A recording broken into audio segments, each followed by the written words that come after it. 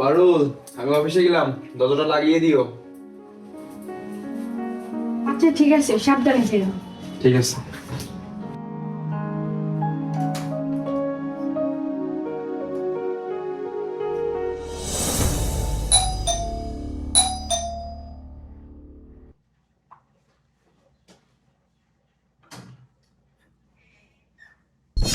আর আপনি আপনি আবার আসছেন? আপনার জন্য কি শান্তিতে আমরা একটা মাসে সংসার করতে পারবো না?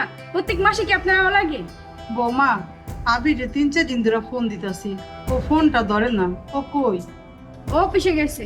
আর এই যেহেতু পড়ছেন, আসেন ভিতরে আসেন।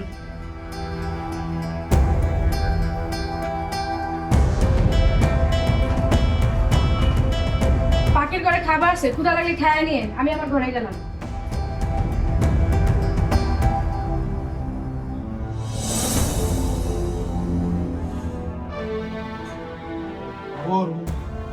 ভালো লাগে না অফিস করতে গরমে। পারুল, এক গ্লাস পানি আনো তো। এই নাও পানি। কি ব্যাপার? কোনো তোমার কি মুড অফ? মুড অফ থাকবো না মানে? তোমার মা বারবার আমাদের বাসায় আসে কেন? মা আসছে? হ্যাঁ, তোমার মা আসছে। আমরা দুইজন নতুন বিয়ে করছি, আমরা সুখে শান্তিতে সংসার করব। তা না তোমার মা 2 দিন পর পর আসে জ্বালাইতে। আস্তে কথা বলো, মা শুনতে পাবে। শুনলে শুনুক, শুনো, তোমার মাকে সরাসরি বলে দিবা এই বাসায় যেন না আসে। আমার এগুলো ভালো লাগে না। এখন ফ্রেশ হয়ে আসো, খাবার দিতে আসছি।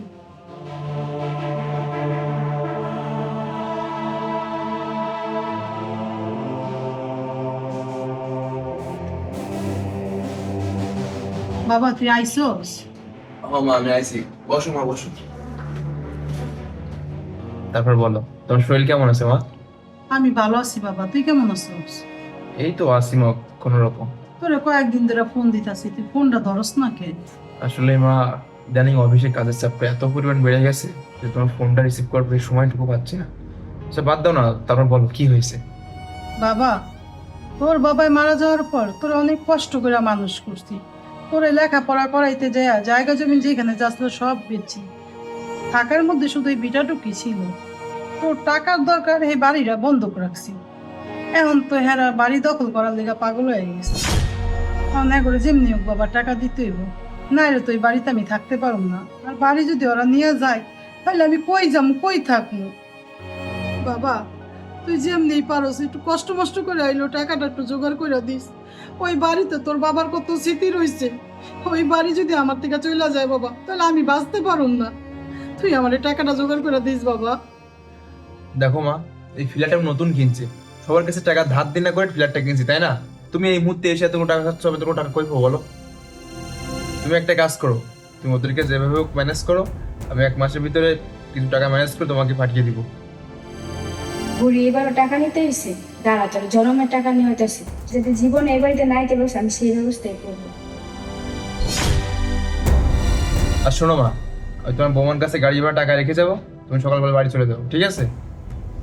আচ্ছা বাবা, যাত্রী অফিস থেকে আইসোস, খাওয়া দাওয়া করে আলো। আচ্ছা ঠিক আছে।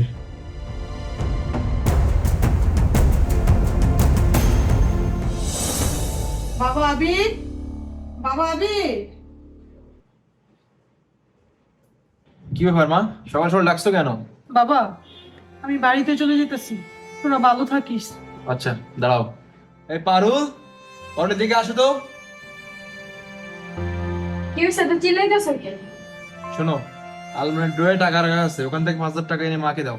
আচ্ছা ঠিক আছে। এই শোনো, আলমারিতে কোনো টাকা নাই।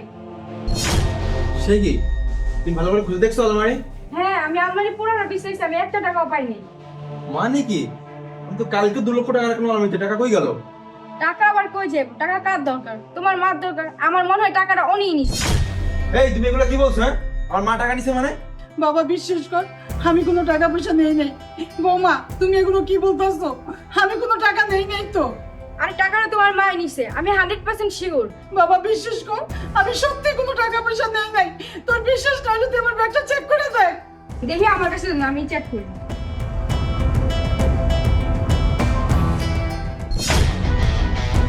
এই দেখো, তোমার মা বলে টাকা চুরি করে না, চোর কথাকার। বাবা বিশ্বাস কর, আমি এই টাকা চুরি করি নাই। আর আমার ব্যাগে এই টাকা কোথা থেকে এসে আমি কিচ্ছু জানি না বাবা। চোরের মার বড় গলা। তুমি আমার মারলা, তোমার মায়ের টাকা চুরি করলা, আর আমারে তুমি মারো। এই চুপ! সত্যি করে বলো এই টাকা এই ব্যাগে কোথা থেকে আসছে বলো। সত্যি করে বলো মানে তোমার সামনে থেকে তোমার মার ব্যাগের থেকে টাকা বের করছে, তোমার মা একটা চোর। এই টাকা এই ব্যাগে কোথা থেকে আসছে সেটা আমি বলছি, তাহলে শোনো।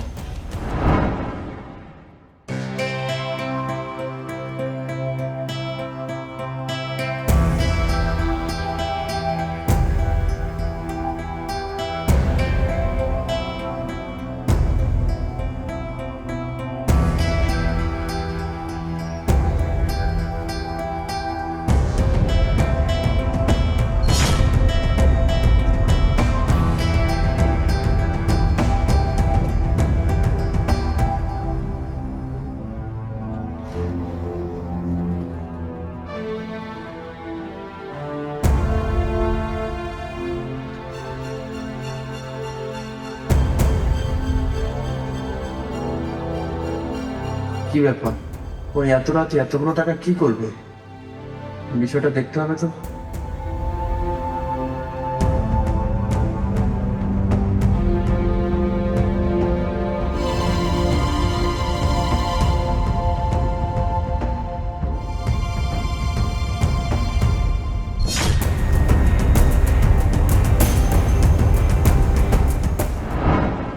সি সি সি, তুমি এতটা নিচু মনের মানুষ? হ্যাঁ, তোমার মতো মেয়ের সঙ্গে আমি যখন সংসার করতেছিলাম, আরে যে মা নিজের কথা না ভাবে শুধুমাত্র আমার কথা ভাবে আমার সুখের জন্য, আমার বাবার শেষ সম্বল, আমার বাবার অনেক স্মৃতি জড়িয়ে আছে, ভিটা, সেই ভিটা বন্ধক রেখে আমাকে টাকা দিচ্ছে। কেন দিছে?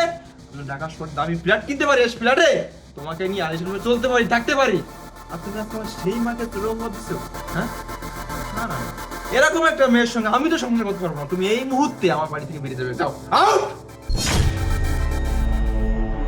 হাবিব, আমি অনেক বড় ভুল করে ফেলেছি, তুমি আমার মাফ করে দাও। আমি এরকম ভুল আর কখনো করব না। আমি তোমাকে অনেক ভালোবাসি, আমি তোমাকে ছেড়ে থাকতে পারবো না। মা, মা, আপনার সাথে অনেক খারাপ ব্যবহার করছি, আপনি আমার মাফ করে দেন। এরকম ভুল আমি আর কখনো করব না। বৌমা উঠো, তোমার প্রতি আমার কোনো রাগ নাই মা, তুমি তো আমার মেয়ের মতো। কিন্তু প্রত্যেকটা মেয়েরই তার শাশুড়িকে মায়ের চোখে দেখা উচিত। আমি তোমাকে মন থেকে মাফ করে দিলাম। না মা, ওর মতো মিথ্যাবাদীকে কোনোভাবে মাফ করবো না। এই বেরিয়ে যা, এক্ষুনি আমার বাড়ি থেকে বেরিয়ে যা, যা বলছি। বাবা, মানুষ মাত্রই ভুল করে, বৌমা তার ভুল বুঝতে পারছে, তুই ওরে মাফ করে দে। শোন, শুধুমাত্র আজকে আমার মায়ের জন্য তোকে মাফ করলাম, তা নয় তো কখনোই করতাম না। মা, আপনি সত্যিই ভালো মানুষ। আজকে থেকে আপনি আমার শাশুড়ি না, আপনি আমার মা।